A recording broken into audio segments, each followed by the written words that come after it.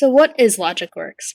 LogicWorks is a tool that allows us to draw schematics and run simulations of digital logic circuits. If you haven't downloaded the software yet, see Professor Hamid's link in Studio number 6. You will be able to click on the link, which will download an executable file, and you can go through the installation process. Once you've completed the installation process and open LogicWorks for the first time, this is the screen that you should see. So we're going to talk first about the overview of the interface and how we're going to utilize this software. So first thing we're going to do is click on Create a New Circuit Diagram. Now that we've created our new circuit diagram, let's look at all of the options available to us. We have our traditional navigation toolbar at the top.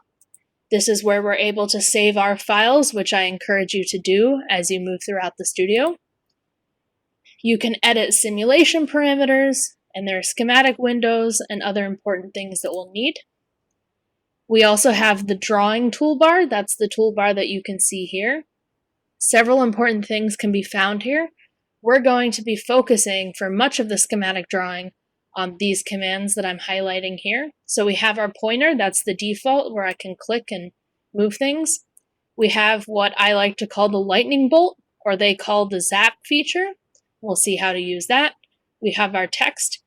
We have this small plus sign, which is used for wiring, and the thicker one, which is used for drawing a bus. We also have zoom functions as needed here, which could be important for you to help you navigate through larger circuits that you may be drawing in the future. We also have our simulation toolbar, which is this toolbar here. We'll talk about how to utilize that when we move into the simulation piece. We have our timing diagram window. So right now you can see that it's blank, but once we start creating our circuit, we can actually observe how our circuit functions throughout time and look at that timing diagram to provide us with some useful information. We have our parts palette off to the right-hand side. The default should be all libraries.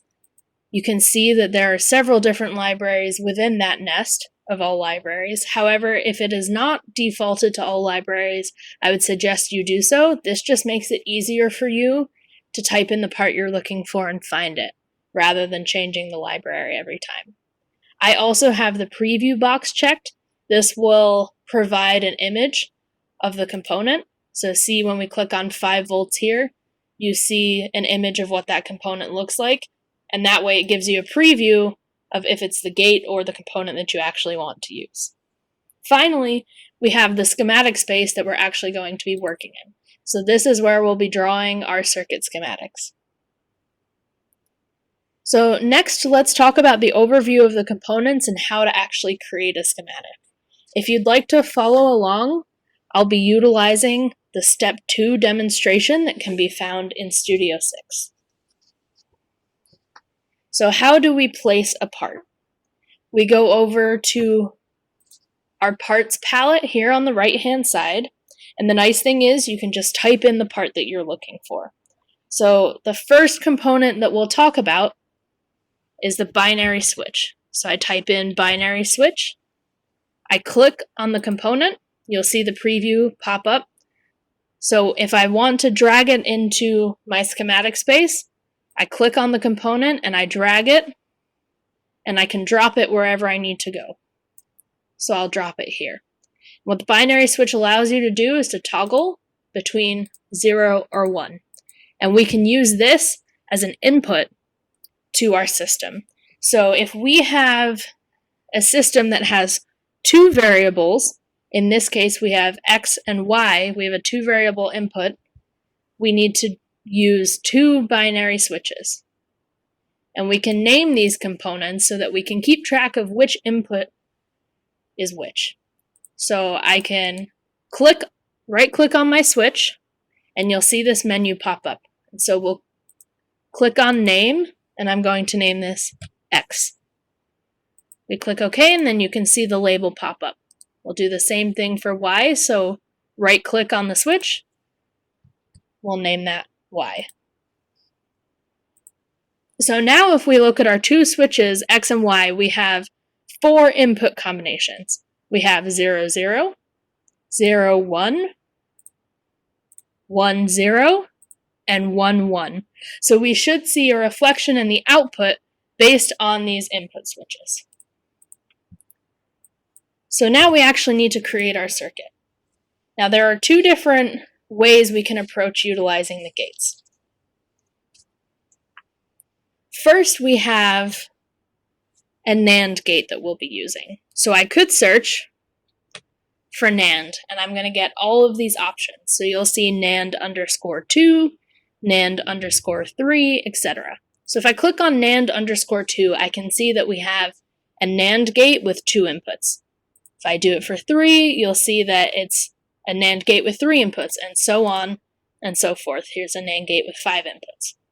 For the scenario we're interested in, we want a NAND gate with 2 inputs. So I can click and drag the component and then drop it wherever I would like. So I'm going to drop it here. Now, for a small circuit like what we have in the studio demonstration, you could use an individual gate. However, there's also the option to use the following. So a NAND gate, if we think about what that means for us, in this case we actually have 2. So we could be pulling in 2 individual gates, and that number could increase with the more gates we need to use. However, we also have in our libraries the 7400 series available to us. So I can look up the chip 74, right, and that'll give us, so this prefix gives us the entire 7400 series that's available in LogicWorks. And I'm going to look at 7400. So if I click and drag that in here, what you'll notice is that now I have 4 different NAND gates. But it's still a NAND gate, and why this is important is that if we were to physically realize this circuit and actually build it on a breadboard, we would be using the 7400 chip. So it would have 4 built-in NAND gates. So if you want to use, to be consistent, if we were in the lab, we would actually be physically building this circuit, we would use the 7400 chip. And that way, it provides you more of a realistic experience. Every so often, we may need to use an individual gate, but for the purpose of this demonstration, I'm going to use the 7400 series chip. So I'm going to delete that. So if you want to delete a component, you can click on it and just press delete. So I'll bring this back in. And now we'll talk about wiring. So if we refer back to our schematic, we see that for our first NAND gate, our inputs X and Y should be wired to it. So we go back to our drawing toolbar, and we see this plus sign here, labeled draw signal. So we're going to click on that. And then we're going to click on our input, which is the binary switch X. So you click and you hold, and you can draw, and once you figure out where you want it to go, you can click again, and then we'll move it one more time, and we'll click. And now we're wired to the 7400, or to the NAND gate here. Now, if you see that your components are looking kind of messy with how you've wired it, I can drag and hold and move this chip, and the wire will follow suit. And I can do the same thing. I can click and hold on the wire and drag it down to make it neater. So that can be helpful if you're creating a more complicated circuit and you're trying to more easily trace your wiring to see where you've made mistakes. So now we've wired the X component successfully, so we're going to do the same thing with the Y component. So we're going to click on the switch. We're going to go up. We're going to click one more time, and then we're going to click on the input gate connection. So now we've successfully wired our first 2 inputs.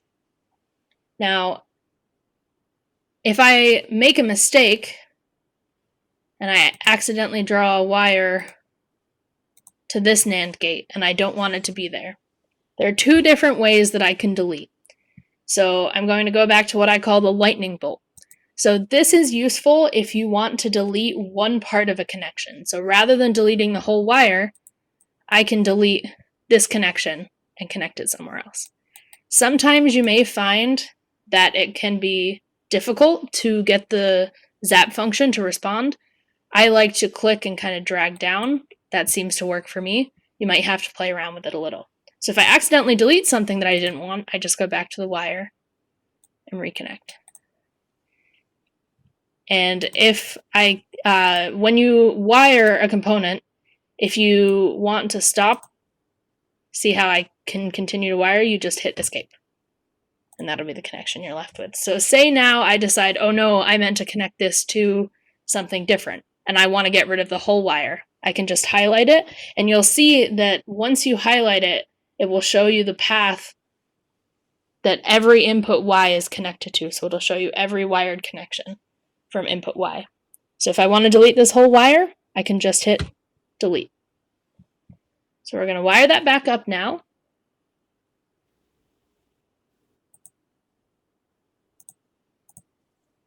Okay.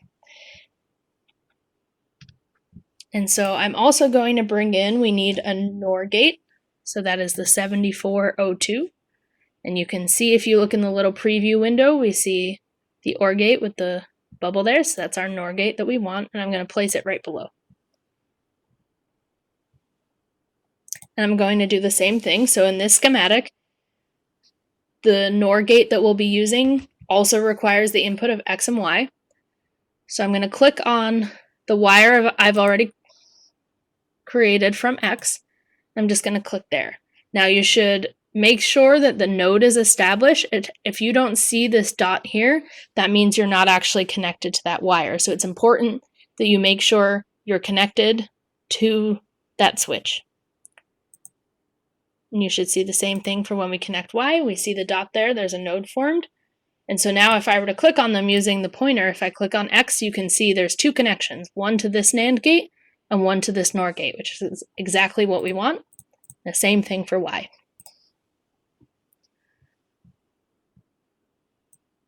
Now finally, we need to feed the output of each of these gates into another NAND gate, which will provide us with our final output.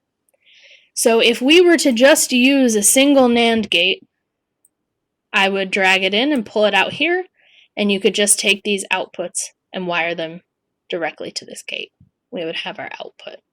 However, we have 3 more NAND gates that we haven't used yet in our chip. So I'm going to delete this component.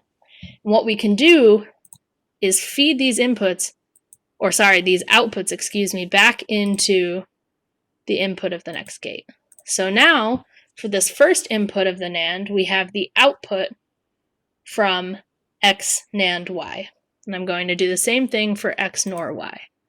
I'm going to take that output and feed it into this NAND gate. And so that leaves us then with our output. So I'm going to put a wire here for right now. We'll connect something to the output in a moment. So what we can see at the moment is that we have a lot of wires going on, but we don't really have any indication of what these mean. So it's important that we recognize that it's good to label our intermediate signals. And this is also necessary for the timing diagram. So what I can do, I can click on this wire, and I'll right click, and I'm going to name it something that's reflective of its actual function. So I'm going to say X NAND Y. And I'll do the same thing for this wire. I'm going to call it X NOR Y. Now, if the label is in an inconvenient place where you don't want it to be, you can click on the label and drag it and place it somewhere where it's easy to read and not interfering with the visibility of any other connections that you have. And so now we're going to take a look at the hex display. So I can search hex, and I click here and I see a hex display. So if I just drag in the hex display without connecting it to anything, you see that we have an X here. So that means that there's no output, there's something wrong with it. If you have it connected, if all 4 inputs are connected and you get an X, that means there's a connection issue somewhere else in the circuit. In this case, we don't have anything connected, so it makes sense that it's an X. There are no inputs. The hex display does not know what it's supposed to display. So what we're going to do is we're going to connect our output to the hex display. And our output in the schematic is labeled Z, so we're going to name it Z. And you'll notice as I name these wires that they are showing up in the timing diagram. So that's important to note for later on. So at this point we say, okay, well, I can toggle my switches, but my output of the hex display isn't changing. And again, that's because you only have one of the input pins wired. So what I can do is I can search for another component that will help us finish wiring our hex display. So what we also have available to us are 5 volts for our power supply and our ground signal. And these will be 2 useful components that you'll use, especially if you need to, for a counter or for a decoder or encoder, you need to enable certain signals. You can just hardwire directly to power and ground if those consistently need to be 1 or 0. So what I'm going to do is I'm going to take this ground, and notice if you click in the wrong spot, it can start to wire for you. So just be careful of that. So I'm going to click and highlight. I'm going to move this ground over here. So you can move components by clicking on them and moving. For certain components like the switch, you may need to highlight. Often with the switch, because it's a function that toggles, it can be difficult to just click on it and try to drag and drop. Most components don't have this issue though. So what I'm going to do is start wiring my other unused hex display connections here to ground. So notice I've wired the second input to ground and I'm still getting an X. So I'll do the same for all 3. And then finally, once all 4 are connected, we see a 0 on the hex display. Now let's see if that actually corresponds to what we would expect. So if we want to check that our hex display is outputting correctly, and this is important because the MSB to LSB order matters for the hex display, we can use what's called a binary probe. And a binary probe allows us to read intermediate or output signals as necessary. So if I just drag in a binary probe here, you'll notice that the default is Z. And what we need to do is connect that to a wire so that we can actually read the output. So I'm going to use 3 different binary probes. I'm going to connect one to the output of the NAND, one to the output of the NOR, and one to our final output. So let's check that our binary probes are giving us what we expect. So if we look at this first case, we have X is 0 and Y is 0, and those are feeding into a NAND gate. So 0 and 0 is 0, but with the NAND function that becomes a 1. And we expect, based on the truth table, that the only time that our binary probe should show a 0 is when both X and Y are 1. So let's check that. So we set X to 1 and Y is 0, we still have a 1. We set Y to 1, when X is 0, we still have a 1. And when we toggle both X and Y to be high, we get a 0 output. And you'll notice that your hex display changed. If I go back to 0, we get the hex display going back to 0. And we can check that these intermediate signals in the binary probes are what we expect them to be. And why that's helpful is if you're getting an output that you don't expect, you can isolate where in the circuit those issues are happening. So in this case, when we're feeding the outputs of X NAND Y and X NOR Y, we have a 1 NAND a 1 here, so we get a 0. And that makes sense. So if we look at our output, we have a 0 coming in to the MSB, and then we have zeros here. So that gives us a 0. In the case where I have 1 and 1, we get a 1 here, 0, 0, 0, which is 8 in binary. Just to show you how the hex display works, I'm going to take this third connection out, and I'm going to wire it to power. So if my components are not in an orientation that is easy for me to wire from, I can right click and I can rotate or flip. So I'm going to flip vertical. That just makes it cleaner and easier for me to wire. So I'm going to take that 5 volts and I'm going to wire it to the third input pin. And so what we see is that now we get A because we have 1, 0, 1, 0. If I were to set these low, we would get 0, 1, or sorry, excuse me, 0, 0, 1, 0, which is 2. Now, for the purpose of what you're doing for this studio, you'll need to wire your outputs from the counter to your hex display. And you'll need to keep in mind which should be your MSB and which should be your LSB. For potential other studios, if there's a component that you're not using, generally you, if there's an input pin that you're not using, you can just wire it to ground. So I'm going to delete this connection and I'm going to wire this back to ground.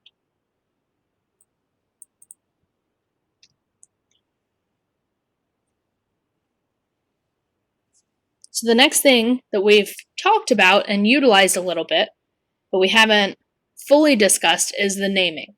So it's really important to keep track of the signals that you need to use, because in order for your timing diagram to display anything, the wires have to be labeled. And right now we can see on our timing diagram that we're getting some interesting outputs. So we're going to ignore this for now, and we're going to start with a new timing diagram. So if I want to look up clock, CLK won't do it, I have to type in clock.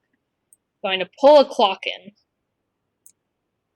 And the clock is useful for numerous circuits. In this case, we actually don't need to use the clock for anything. We don't have any component that requires any kind of timing. It's a simple circuit. But what we can do to observe how the clock functions, we can add an output wire here that we're not going to connect to anything. We're going to label this clock CLK. And I'm actually going to pull a second clock in. And the only reason I'm doing this is just for display purposes, and you'll see why in just a moment. So I'm going to label this clock clock 1. Now, we've talked about creating our circuit schematic. Now we want to focus on the timing diagram. And this is where running the simulation comes into play. So what we'll do is we'll go up to the simulation timing bar. And this is the area that we want to focus on. So if we hover over this button, we see this is Run Simulator. So when I run that, you'll notice that the timing diagram is moving faster than we can really read it.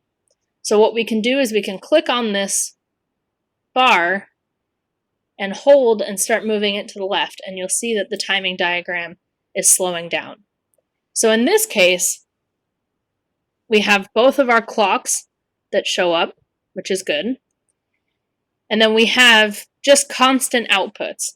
And in the scenario of the circuit that we've created, this makes sense. Nothing here is being timed, there aren't any dynamic changes, so we expect a constant output.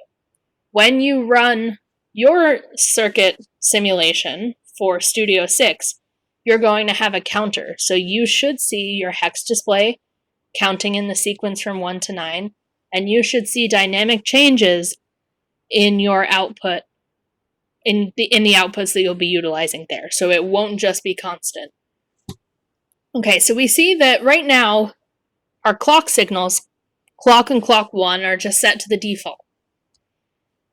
You do have the ability, if needed, to change the period. So I'm going to leave clock at the default, and I'm going to show you how to change the period of clock signal at clock 1, and we can compare what those look like.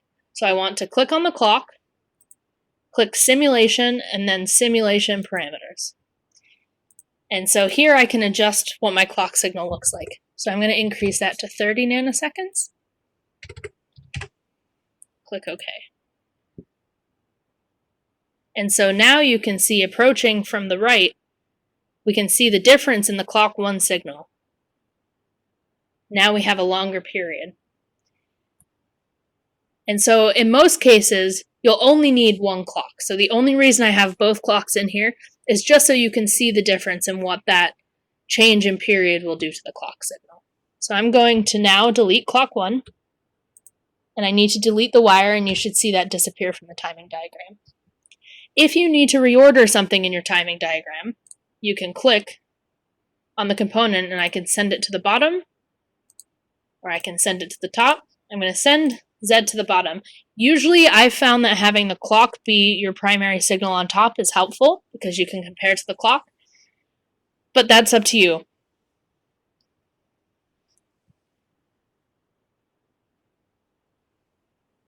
So at this point, just a couple final things about the simulation parameters. If you have problems adjusting your simulator speed bar and you don't see that the simulation is working, you can always stop your simulator and you have a single step. So if you click on this, you're going to have to do it multiple times, but you can start to see the signal clocking. For the most part, just clicking the run simulator and adjusting the speed should be fine. And then we have this button that says stop simulator. We also have a pause of the simulator. So if you need to pause and do something and come back to it, you can do that, or you can just fully stop. So at this point, I'm going to stop the recording. I just want to iterate that the goal of this studio is to design and simulate a modulo 9 counter. So your Hex display, you're going to utilize the following components. You'll utilize a 74163, and I can show you what that looks like. So if I just type 74163, it's not going to show up. I need the 74 with the underscore. Then I can type 163. And if I click and drag that in, this is what the counter looks like. And this corresponds to the physical chip that you would utilize. And so you can see here we have a clock signal, so now you would have somewhere to actually connect your clock signal to. We have different enables and inputs, and so you're going to want to use the 74163 to create your counter, as well as the 7400 chip and a hex display. And your hex display, again, should be changing and showing you a counting sequence from 1 through 9. Once it reaches 9, it should go back to 1. This will also be reflected in your timing diagram.